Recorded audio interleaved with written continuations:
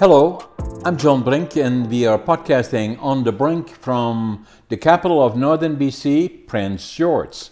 Beautiful day in Prince George, a little bit smoky around us, obviously so many fires throughout the province and smoke all over.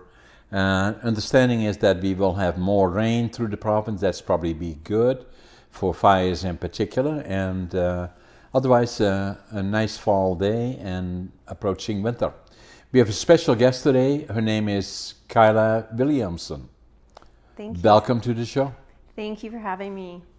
And so we talked together, I think it was last November, sometimes in November, and it was the Titans in Prince George, and you were one of the participants. I was very impressed with your presentation, and obviously you did very, very well. And and since that time, all kinds of other things have happened to you. You set up your own business, and then some other things. So let's kind of talk about since you went to the Titans, made the presentation, which I thought was very impressive. Tell a guest about what you were proposing or what you were doing at the time, and how did you take it forward? Wow, yeah, it seems like years ago, but really it was just last November. At that point, I feel like I was being torn. So I was, Homespun was a side gig for me.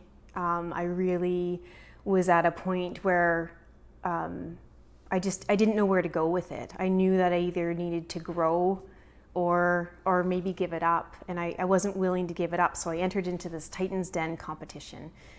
And, when I look back at it, I truly believe that winning, just the support of one judge, that's what pushed me forward to today. Because I went there just on the fence.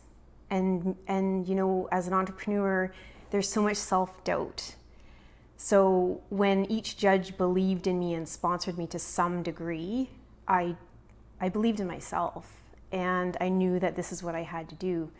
So yeah, the Titans Den was kind of a bit of a breaking point of like, you know what, I can do this. Other Right. people believe in me. This isn't worth holding back anymore. Yeah. Yeah. And you came out the winner of that presentation. I was there as one of the judges, and I thought it was so well done. You were good presented, and then what you were presenting was something unique. I want you to tell our watchers and our guests, what were you proposing? Yeah. So I came in there with my totes of recycling, before Homespun and after. So basically one tote was, what the average household products look like and are packaged in, and it was full. And then I had another tote of the same products that Homespun carries. And my hopes were that, with sponsorship, that I would just increase my online sales, just get the word out there that, hey, Homespun, at the time I was operating out of my home, Homespun is going to deliver all these sustainably packaged goods. And so what I was presenting was like, hey, this is a before Homespun and this is after. And really, those totes, you don't have to say much to see the impact. There's no question about it. Yeah. I always remember, because when I saw it and when you were explaining it, I said my wife should be here because she would believe in it. She watched the video afterwards, and and that's why I want you to talk more about it, because it's part of the future as to where we go in terms of your organization that you developed, and then you got a store here. But we going to do the podcast, make a lot more people aware. We got anywhere between 30, 40, 50,000 people watching that all are sensitive to the environment more and more so all the time. And then at some point I'm going to bring you back, and I want you to take with you what you had then that evening, and maybe some other day things since that time to inspire. So the purpose of this particular podcast is to inspire them in terms of the idea, the concept. The other part that I found very unique about it, I like Titan, because what it did is, and you a perfect example of it, but not the only one. Many other ones have done, in a way, similar in terms of giving them the courage and the idea of saying, this makes sense. Maybe I can build a business out of this, and how can I do that? And then the other part that it did is, I believe, we met after that, at least once, twice, or again, talking about your business ideas and what you could do and what it kind of would look like. And I think it's so important to do that because, as an entrepreneur, and you as an aspiring one and now an entrepreneur that has been successful, it's so important to share the ideas with others, that we can develop this courage and saying, my idea is something that will work, can be successful. How do I go about it? And then a lot of entrepreneurs, and you be one of them, but a lot of entrepreneurs love to have people ask them questions. And then on the other hand, there's a lot of other persons that have ideas and always think that that is a burden to ask, and that is not so. Most entrepreneurs that I know, like the idea of how can we inspire somebody, or help them maybe through some of the struggles that we want to, and all of those kind of things. Absolutely. And I think, whether you're starting a business or you're in a business, you need to have someone to talk to, to bounce ideas off of, and to inspire you, to collaborate with. And again, the Titan's Den was that tipping point for me to actually speak to some people that, know a thing or two or three about business. So really that was, the catalyst of, how quickly and how quickly I made it from then to today. Yeah. And then, so now, nearly 1 year later, you have a store on the corner of 4th and Dominion. 4th and Dominion, and 4th Avenue is close by here, in Dominion, and it's called Homespun Refillery. Homespun Utility? Refillery. Refillery. Yeah, Refillery. Yes. Yeah, Homespun Refillery, and why is it called Homespun? Yeah, well, I think because it started from my home. Yeah. It was there's a few reasons why I opened it, but it spawned from my home, and also the products that I carry. It's a catchy name. Yeah, that too. But the products that I carry are all your common home essentials. Yeah. Yeah. Yeah. And so if somebody goes into your store, the store is open? It's Monday to Saturday. Monday, including Saturday? Yeah. Oh my goodness. Yeah. And then, what will somebody that goes into your store find there? And what ideas will they get when they walk into the store? Right. So as soon as you go in, it's laid out in a sense that everything packaged is at the sides of the stores, and everything that's available in like bulk or refill is in the center. And everything in there is eco-responsible products. 95% of the store is Canadian companies. It's all your household essentials. I love it. Yeah, I love it. Like everything we have refillable toothpaste. My wife would just love it. Hairspray, shampoos, conditioners, laundry detergent. Yeah. Refillable deodorants, you name it. All your essentials. Yeah. Yeah. And price-wise, competitive? Yeah, absolutely. So I actually take pride in my pricing because I work with these companies, and pretty much everything there is suggested retail pricing. So we don't have things marked up beyond, what the suggested pricing should be from these manufacturers.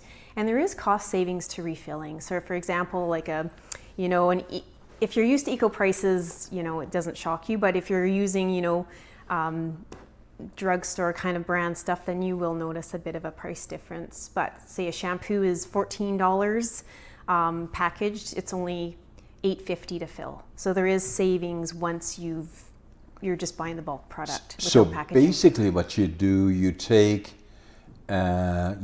container that you already have, or do they acquire one from you, they fill it up, and then they keep reusing it, hence refiller. Correct, yeah. Right? There's a few options. Like the hope is that, if you've got an empty dish soap container, you bring it in and fill it with the product. But if you don't, you can buy one from us, and a lot of it's packaged in glass, and then just keep refilling that. Not plastic. Yeah, we try to avoid plastic. Some of the shampoo line we carry is plastic because it's in the but bathrooms. preferably not. Yeah. But yeah, you can bring in any container and fill it, or you can purchase one of ours. Yeah. Or we also have a community bin where jars have been donated, and you can take those for free and fill them up with the product and funnel it into your container at home. Yeah. Too. Very environmentally friendly, right? Yes. Is the operative, right? Yep. Yeah. Yeah. These so I am very particular about which products are brought in, and they're all very, very clean ingredient. I've worked with these companies to make sure it's getting shipped sustainably.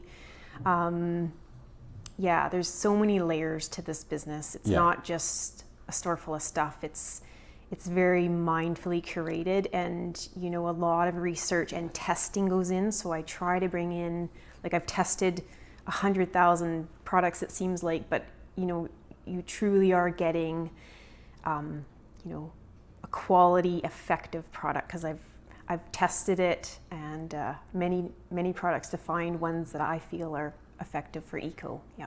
Are there any other companies like yours here or elsewhere?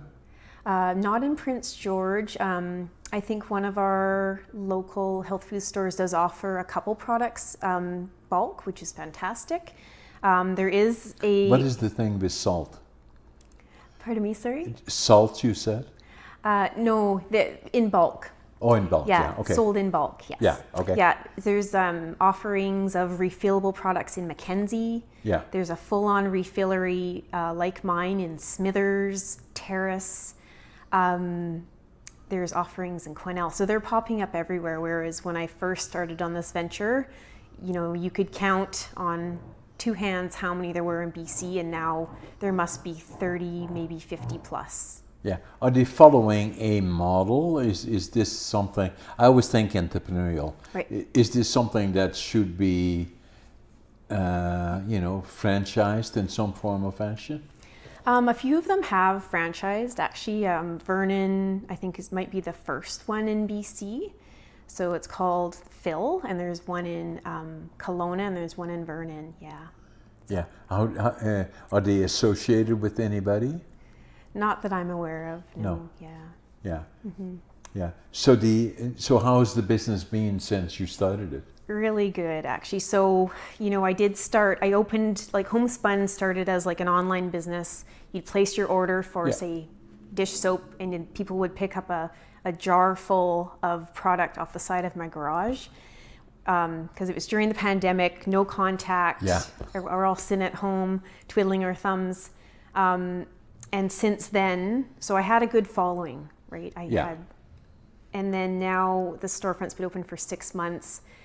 And every week, it's getting busier and busier and busier. It will now get busier for sure. And it's going to get busier. Yeah, because we got lots of people watching. And I say, you must do this, because I know, as I said to you, you won't believe it, but my wife would be just absolutely 150% saying, that is exactly what I'm doing and want to do more of. Yeah. And obviously, to be environmentally conscientious. The use of plastics is an obvious one, but then there are so many others where, she doesn't use anything unless she knows what it is, where does it come from, and all those kind of things. That's right. Yeah. And I believe that a lot of people are watching us, and if they go to, even the ones that are not overly familiar with it, should come to the store and talk to you and your staff, because even if it is just for the purpose of understanding what you're doing, and then the other part about it, so important in my opinion, is that you know so much about it in terms of informing people as to how and what, and then gradually shifting over to being environmentally conscientious. So important, right? So important. And that's where we're going as a community and as a people, really. A perfect example is there's an article came out today about a few big box hair care products, and the ingredients are linked, like known carcinogenic, linked to cancer, and that just makes my stomach drop, because we have one opportunity here, to we have a choice on what we buy, and it's so terrible that there are things on the shelves that can harm us. And so that's another layer of this. Like, even if you can't remember your containers to fill, at least come in and consider using a cleaner, non-toxic product, because if we don't have our health, we don't have much. That's all you have. At the end of the day, there is nothing more important than health and physical fitness, mental and physical fitness, and that package together is health, and health is directly influenced by what you use or absorb or whatever. I saw the article actually that you're referring to. I saw it on CNN, and I was referring to hair straightener that a lot of dark people have curly hair, and and there was something about that a lot of people thought it was the right thing to do to straighten it out. Well, the stuff is toxic and has been linked to uterine cancers, and and some scary numbers of that. A good example, right? And there likely is many others, right? Oh yes, yeah. And that's it's atrocious, really, that these products are put on the shelves. How would that happen, really? Because are those products not being approved? Yeah. If they are sold publicly? Well, I think the standards for some of the ingredients are just not, things aren't tested long enough, and the standards aren't very high, unfortunately. But if you look at the small reading on there, and it says blah blah blah toxic, what, or do people just not read it, or is it on there at all? It's not on there. No. It's No. A lot of chemical, synthetic ingredients, right, that are man-made or petroleum-based. A lot of the products are just full of them, and you can only wonder the concoction of them, what that can do to our health. When I first came here from Holland in 1965, couldn't speak the language, didn't know a soul, didn't have a job, and $25.47, got a job cleaner man. And then I got promoted, and I got a job piling lumber. I piled lumber on the green chain for 9 months.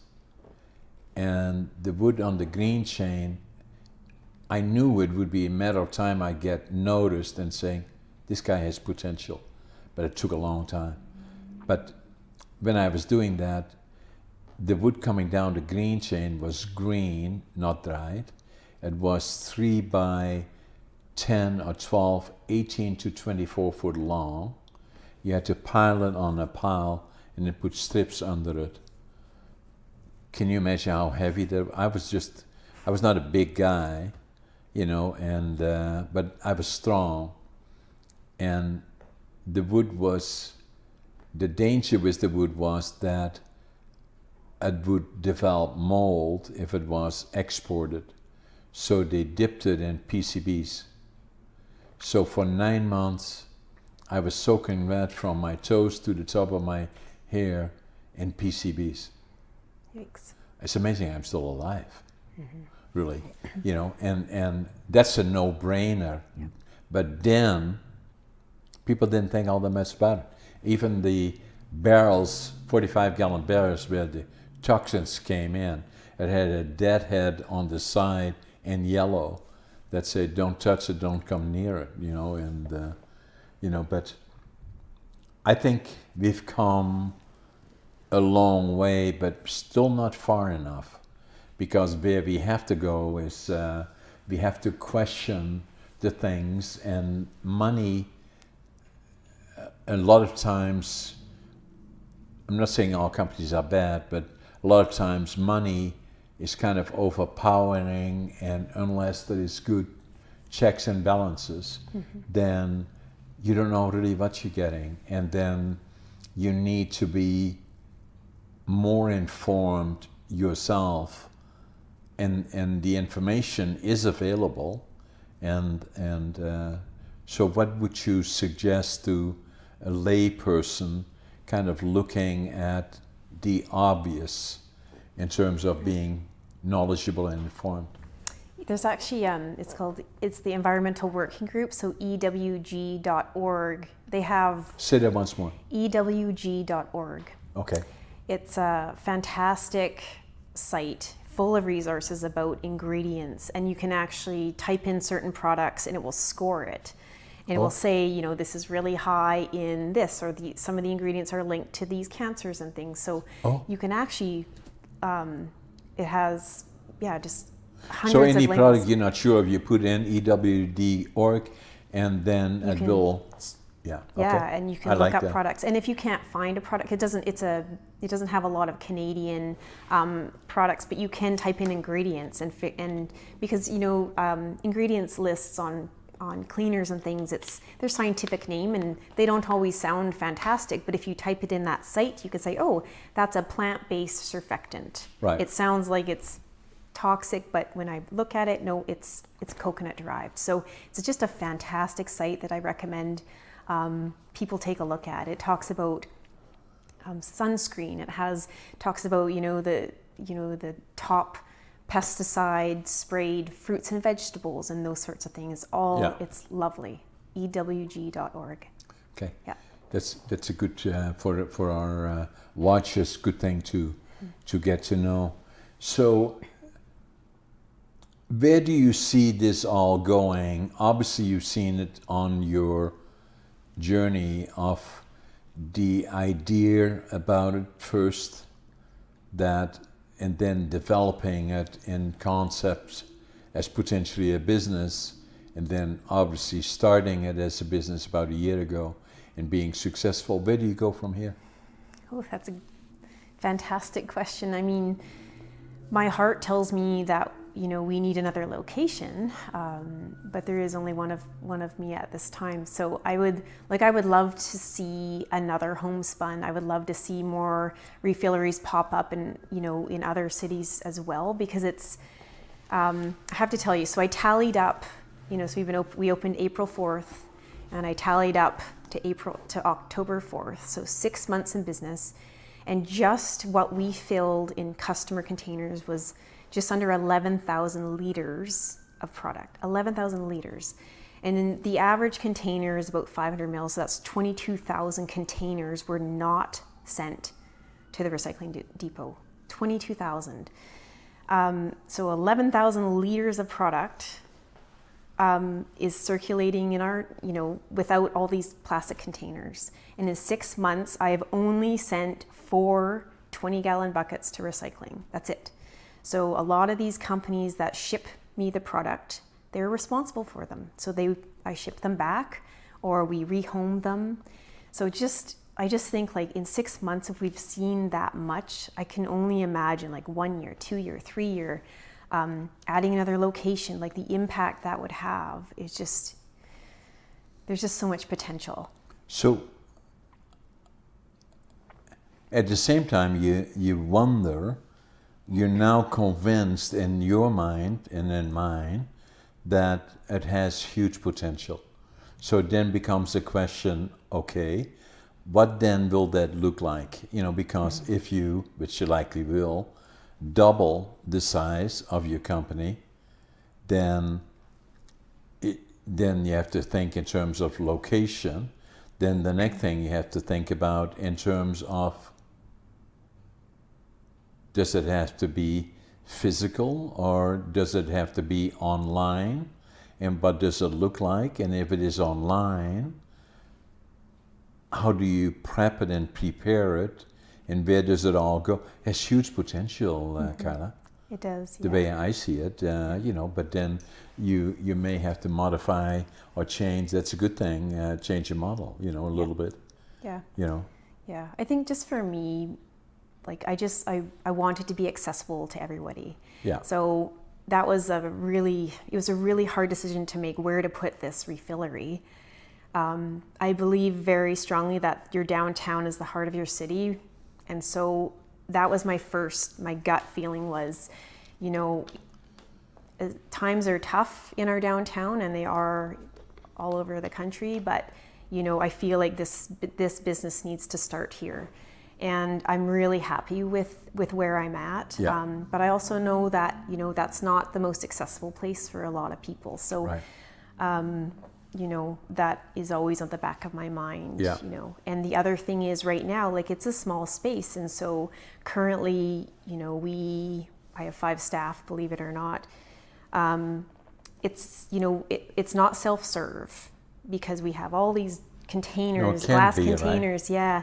But there is a self-serve model that some other European refilleries have put together.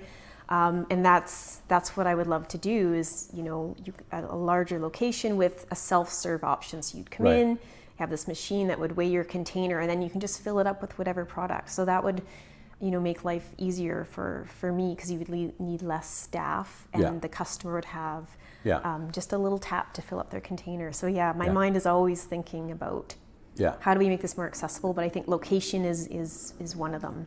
Yeah. Yeah, and self-serve. Yeah, makes sense to me. Mm-hmm. And then maybe even, and then see, I could go on and on, but like, what about a mobile truck? And then I could travel around. Yeah, yeah. Yeah, because I thought, well, geez, wouldn't it be great if I could pull a trailer full of all the products, and I could, you know, someone could, you know, stop at a restaurant and fill all their containers and things like that. So yeah. Yeah, the way it sounds to me is that, and I'm just talking, right, so that you're much closer to it, but makes sense to me. There's no question in my mind, as I thought the day that you were in front of us as a Titan, listening to your presentation and showing what you were doing. The props were amazing because it told the story right there and then, and say, click, you know, that makes sense. Yeah. And then the next one is likely, you know, that I would say, just from looking, is that you don't have to be downtown, because they will come find you. You know, you get to that point, and then that makes a lot of changes in terms of locations. Mm-hmm.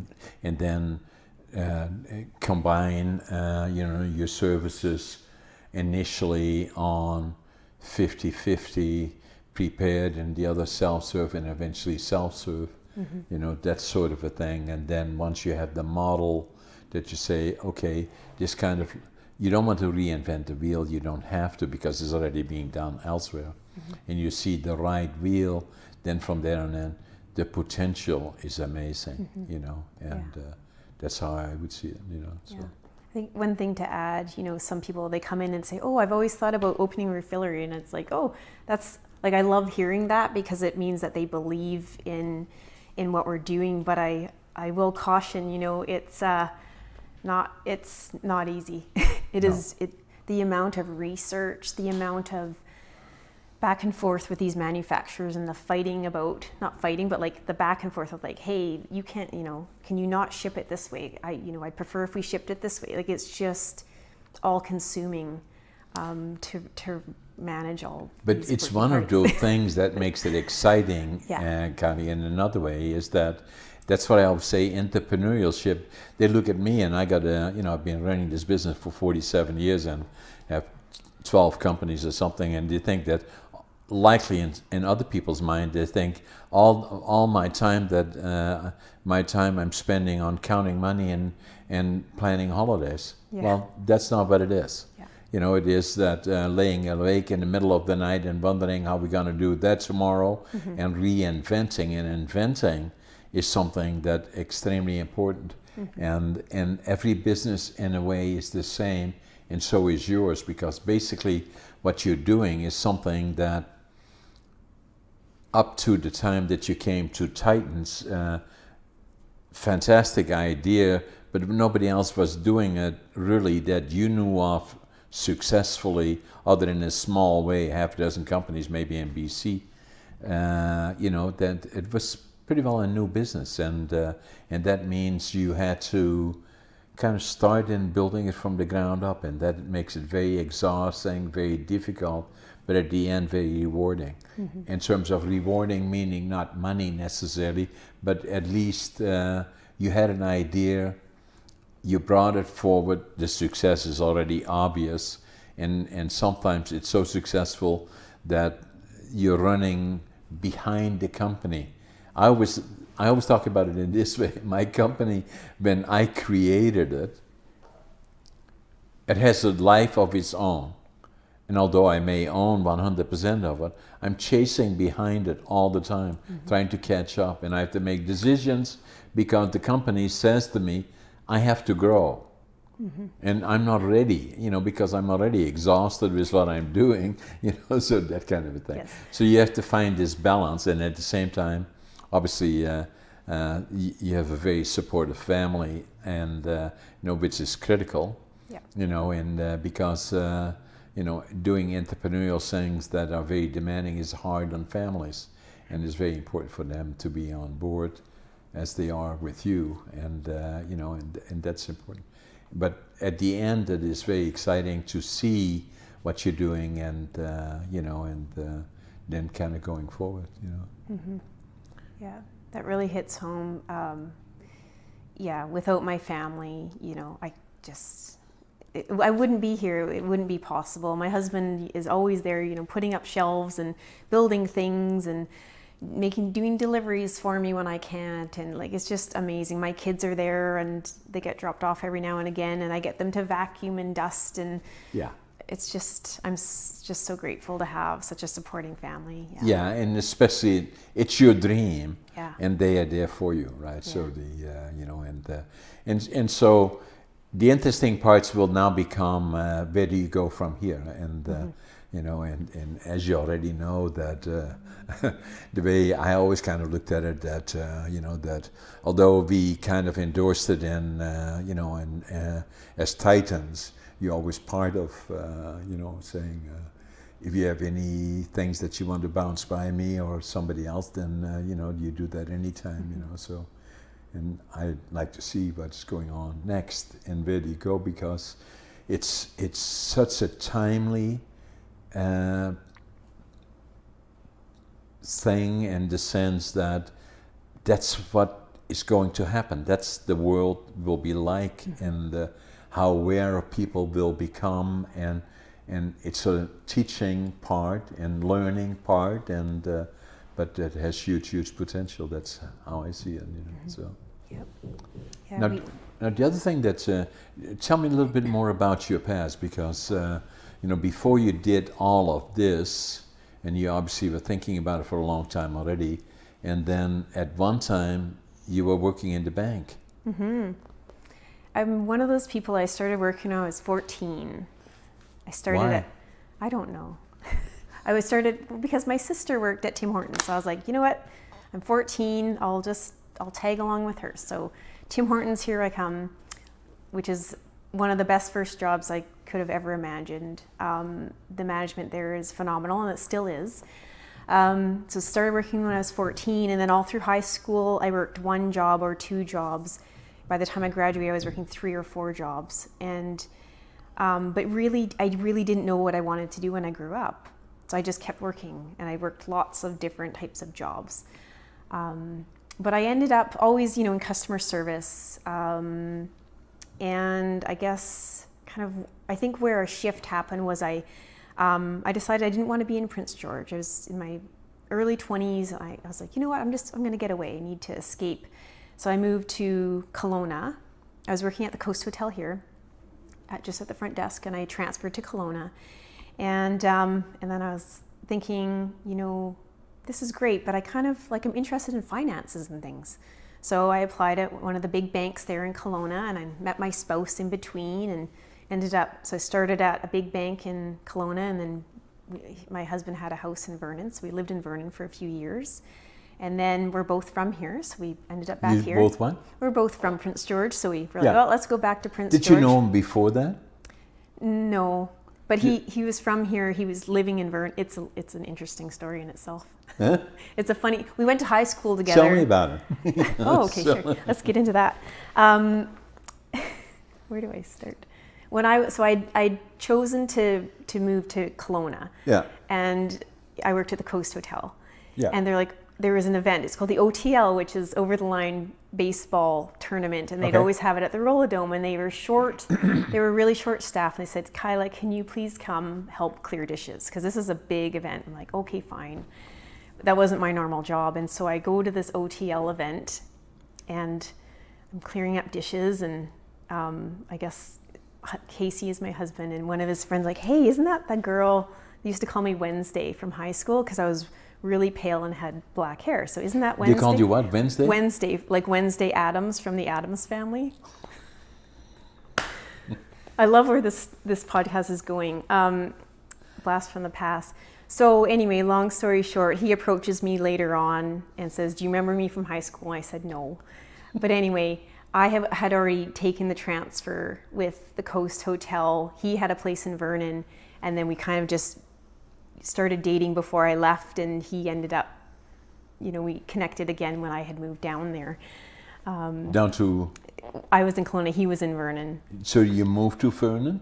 I moved to Kelowna first. Yeah, and then? And he already had a house in Vernon. He was up here doing some school. Yeah. And so that happened, and then we moved up here and bought a house. Yeah. And I stayed with When was that? 2005. Yeah. Yeah. So then I was working at one of the big banks here as a lender. Integris? No, I was with TD Canada Trust. Oh, yeah. TD. Yeah. Okay. And then I saw these other bankers having a lot of fun and out in the community. Yeah. And so I applied at Integris. Yeah. And I started as a teller there, but I didn't move into financial services with them, even though that's what I was doing at TD. I just shifted into more administration roles, and then it kind of evolved into human resources. And so I was at the credit union for 11 years. And it's a long time. It was a long time. And I always, I know you had Allison on here a month or so ago, and I say, the reason I left is because of you, because the credit union values really, like working there for 11 years taught me what community is. Yeah. And I just aligned so closely to the values that they had that it was undeniable that I needed to do something bigger than where I was at. Right. So, while I was working there and loving it, I just still had just a yearning to, want to do better, like reduce our waste, use more healthful products. So then it became a side gig, and the rest is history. When did you get married? 2010. 2010 here in Prince George? Yeah, well, we ended up having the wedding in Kelowna, but yeah. Why? Our first date was at Summerhill Winery. So we decided, we're like, let's have a kind of a small wedding, where we had our first date, our first real date in Kelowna. So we had our wedding at Summerhill Winery, and Nice. we thought it'd be small, but everybody we invited came, which was amazing. So your family is here in Prince George? Not all. His mom and dad are here, and sister, and I have a sister here. And my family, my mom and little sister, are in the Lower Mainland, actually. Right.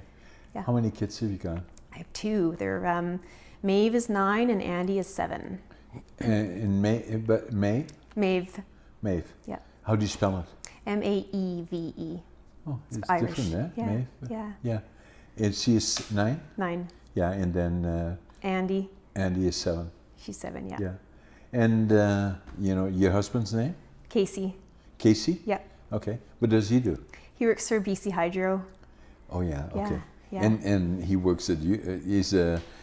Do you kind of say, hey, kid, do this, do... No, I'm just joking. Yeah, I do. Yeah, he's so just, yeah.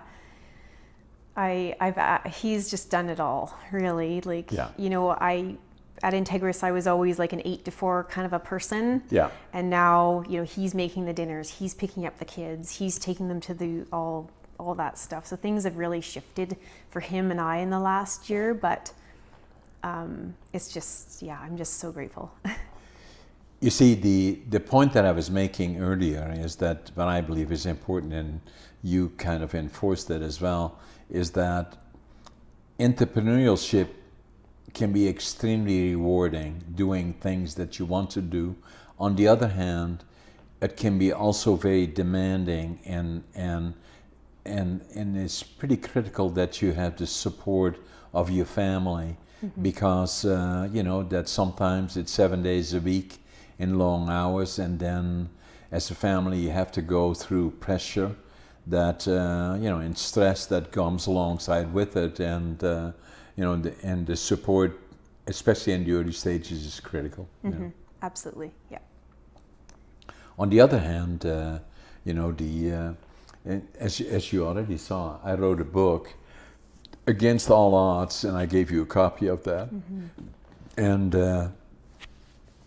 not so much about hurrah, John, but more about having a dream, pursuing a dream, and then falling down, starting up again, falling down and starting up again, and some of the challenges that go with it. And I wanted to make sure in the book that I told the whole story, the good, the bad, and the ugly that go with it. And there were periods that were extremely challenging, and and then the other part that was important to me is that when I failed grade 3 and I failed grade 7 3 times, and and I kind of thought of myself as a failure, and then my dream was to come to Canada, build a lumber mill, and it's all in the book. And and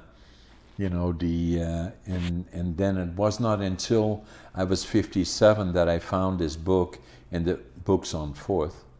Opened the book, and driven to distraction, I have no idea why I picked it up. I have no idea where I opened it, and I started reading, and I said, "Oh my God, that is me, ADHD," and and then I wrote in it, and I kept reading, and the guy that owned the store probably said that, "Are we going to buy it or what?" Right? So so I bought the book and I wrote in it in Dutch. Now I finally know who I am. Right. But I always felt that I was a failure. And then when I was 57 when I had the book. It took me 5 years to talk to my doc about it, and then I was in the early 60s. And then one day and he was a friend of the family. He delivered both my daughters, and and then I came into his office, and he said, "Okay, John, why are you here?" I said, "I think I got ADHD." And he said, "Oh my goodness, let's talk about it." So we talked about it, and then we came to the conclusion, I think you do too. Yep. But even then, the stigma, was a mental challenge, right? So or defect, whatever you want to call it, and so what am I going to tell my banker? I got a mental thing, but I want to have X amount of $100,000 from you. Well, that's not going to happen, So I was very protective. I didn't say too much about it, and then it took me some more time until about 5, 6, 7 years ago. In particular, when I got the honorary doctorates of laws degree from the University of British Columbia, I incorporated into my presentation that I did there, and not only that, but one of the things, PTSD, because I was born during the war years, and as well as ADHD. And then since the time more and more I think about it, the more and more I checked on it, the more public I became about it. And then I felt I had an obligation to write about it. And after I wrote, Against All Odds, which was a challenge, writing a book is not all that easy. I'm a good writer, amazingly, but there's a lot to it in terms of, okay, who's going to print it? Do you publish it yourself or get somebody else to do it? What does the paper look like? What should the cover be? And all the other things around it. So we did a good job on the first one, and because you can only write one autobiography, you cannot say, okay, well, that didn't go so well, so I'm going to do another. No, that doesn't work that way. Yeah. And then wrote the ADHD Unlocked, and I don't know if I have a pen here or not. Maybe Scott can bring me a pen.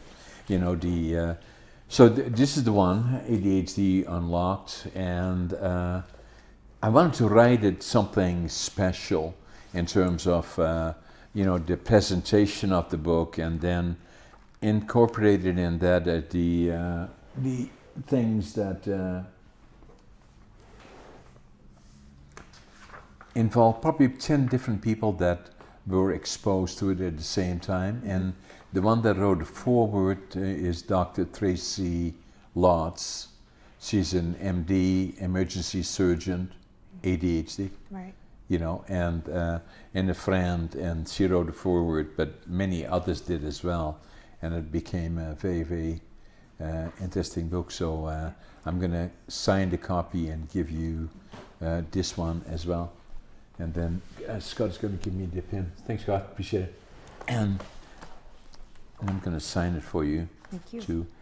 You have to just K-Y. Yeah, L-A. L-A. Yeah, I think it's so important that, we share our story and our adversities, because, we learn so much from, listening to other people's story, but also, you can inspire someone. And like I said, again, going back to that Titan's Den, just the fact that not only one person believed in me, but 5, has changed my world. So so thank you for writing a book. Yeah. About that, because it's so important that we share. So thank you. Yeah. Thank you for signing it for me. and I'm going to give you a copy of it as well. And then, I want to make sure we stay in touch, and, because from my perspective, was not only last year being part of Titan, to me that meant more than that, so, and obviously be there wherever you think in terms of support, So you also sent a video, and we're just going to watch that here, before we go. Start where you are. If you've got an empty dish soap container, just think, I could go to Homespun and just fill it up. We do have a variety of choices, so you could just try a little bit of something to see if you like it before you commit to buying a full bottle of it. We're so here to help you make a transition, to start to switch to more healthful, non-toxic products, if anything else. And that's it. Start where you are. Start with one thing, just one thing at a time. I'm Kyla. This is Homespun Refillery, and we opened a storefront here in April of this year, so 2022. I started out of my home first. I had a gap. We were looking to use more eco-friendly products. But what I found was my my garbage was empty, but my recycling bins were full. And so I knew that we were just shifting waste to recycling. So I was looking for options to have more healthful products, but also to not have so much plastic being shipped to recycling depots and some of them hitting the landfill. So I built a website and added 9 products to it. And people would come, they'd place their order for, say, dish soap, and they would pick it up off the side of my garage and take home a jar and fill up their existing container. So fast forward, almost 2 years later, I couldn't keep my full-time job and this little side hustle going at the same time. So I decided that I would open up a storefront and leave my career of 11 years in human resources behind. And here we are. The city of Prince George did it's called the Titan's Den, and it was an opportunity to pitch your either it was a business idea or your current business to a panel of judges. And I mustered up the courage to do so, and I presented in front of a group of local judges. And I had brought a bin of, before homespun containers and then the homespun alternative. And I think, that really demonstrated the impact that, choosing more sustainably packaged goods, the impact it can have on your home, really. And they were all so supportive. And I think that was the catalyst of why I'm here today. Whenever you're doing something as a secondary, so a side gig, I think there's a lot of doubt because it takes a lot of courage to leap and do it. And I think going on Titan's Den and being supported by that full panel of judges really pushed me, gave me the confidence I needed to start to think about what this would look like, to actually bring it to life and away from the side of my garage.